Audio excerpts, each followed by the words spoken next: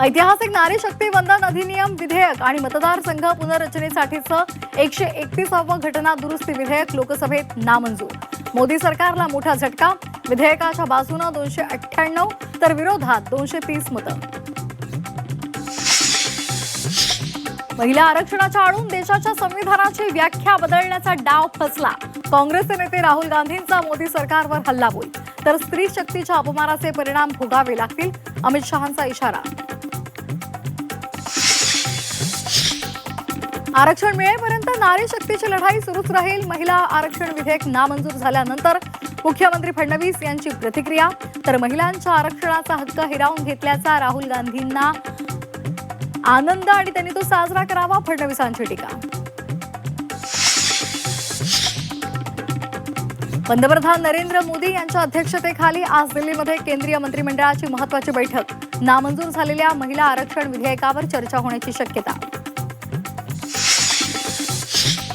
पुणे विमानतळावर हवाई दलाच्या विमानाला अपघात, विमानातील कर्मचारी सुरक्षित। जवळपास 60 विमानांचे उड्डाण आणि आगमन ठप्प। पहाटे 5 वाजता धावपट्टी सुरळीत। मुंबईमध्ये 164 शाळा अनधिकृत। मुंबई मनपाकडून अनधिकृत शाळांची यादी जाहीर। चेंबूर गोवंडी भागात सर्वाधिक अनधिकृत शाळा, हजारो विद्यार्थ्यांचं भवितव्य टांगणीला। राज्यामधील सर्व मराठी शाळांमध्ये मराठी भाषा सक्तीची। राज्य सरकारचा मोठा निर्णय, नियम मोडल्यास 1 लाख रुपये दंड, तसंच शाळेची मान्यताही रद्द होणार। परतवाडा लैंगिक अत्याचारातील आरोपी अयांच्या बर्थडेला हजेरी लावणाऱ्या पोलिसांना दणका। झी 24 तासच्या बातमीनंतर पोलीस अधीक्षकांकडून तिघांवर निलंबनाची कारवाई। 1 अधिकारी आणि 2 पोलीस शिपायांचं निलंबन।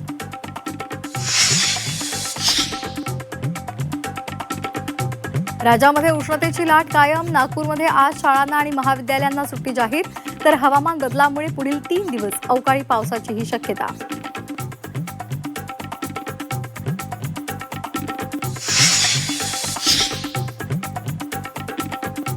इराण अमेरिका तणावादरम्यान जगाला मोठा दिलासा। अखेर इराणकडून हॉर्मुझची सामुद्रधुनी पूर्णपणे खुली।